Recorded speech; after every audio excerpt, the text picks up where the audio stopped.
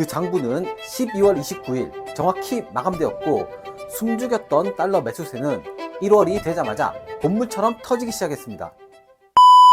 달러 투자를 하고 있는데 2026년 올해 팔아서 수익을 실현하려고 하신다면 잠깐만 이 영상을 집중해서 봐주세요. 달러의 진짜 의미를 알게 되면 얼마나 큰 실수를 할 뻔했는지 깨닫게 되실 거예요. 힘들게 모은 내 돈인데 지키고 싶잖아요. 2026년 엄청난 변화가 오고 있는데 이 변화의 정답을 미리 확인하지 않는다면 평생을 후회하시게 될 겁니다. 정부와 금융당국, 대기업이 손을 잡고 만들어낸 이른바 12월의 마법. 그 진짜 정체는 환율 분식입니다. 지난 12월 환율이 1,400원대에서 잠시 주춤하는 것을 보고 많은 분들이 이제 안정세에 접어들었나 라고 생각하셨겠지만 사실은 환율이 떨어진 게 아니라 그냥 잠시 억지로 눌러놓은 것 뿐입니다. 정부와 대기업, 금융기관들은 연말 결산 시기에 맞춰 장부상 지표를 관리해야 합니다. 부채 비율은 낮추고 건전성을 증명하기 위해 일시적으로 달러를 매도하고 환율을 억제하는 경향이 있습니다. 여러분이 지금 보는 1,400원대의 환율은 시장이 만든 가격이 아니라 보여주기 위한 장부용 숫자일 뿐입니다. 기업들이 부채 비율을 낮추기 위해 단기적으로 외화를 대량 매도하고 정부는 국민연금의 해외 투자 자금을 이용해 달러 매입을 차단합니다. 말은 그럴듯한 협력이지만 그 피해는 고스란히 국민의 노후 자산에 전가됩니다.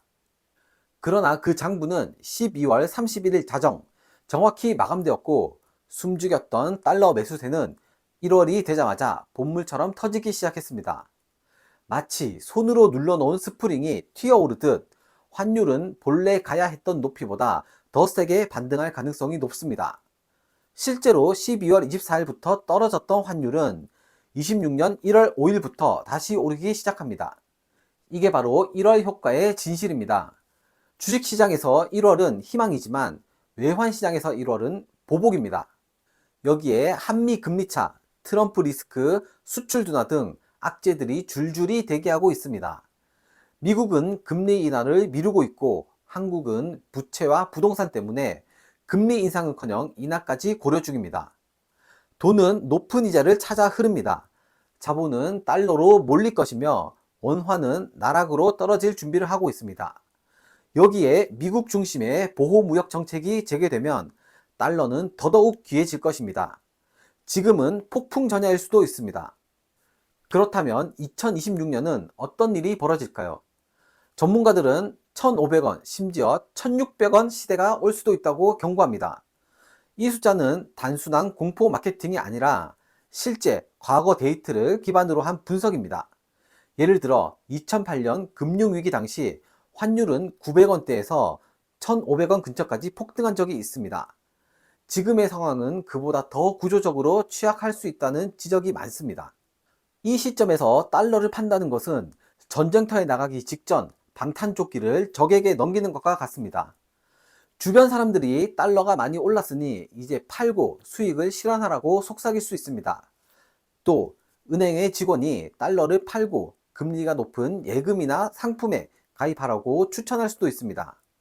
하지만 그 미소 뒤에 철저한 비즈니스 계산이 숨어 있습니다. 그들은 달러가 오르는 걸 알기에 당신의 달러를 확보하라는 것입니다. 만약 지금 달러를 판다면 국민연금과 함께 대한민국 금융 시스템의 희생양이 될 수 있습니다. 연금은 정부의 환율 방어에 동원되며 더 이상 시장에서 자유롭게 달러를 매수할 수도 없습니다. 그 기회비용은 결국 여러분의 연금 수익률 하락으로 돌아오고 그 손실을 채우기 위해 더 많은 세금과 더 늦은 수령 연령을 강요받게 될 것입니다. 그래서 우리는 달러는 보험이다라는 인식을 가져야 합니다. 과거에도 그랬습니다. 1997년 IMF, 2008년 금융위기, 2020년 팬데믹 초기 모든 위기 속에서 달러는 안전자산으로 부상했습니다.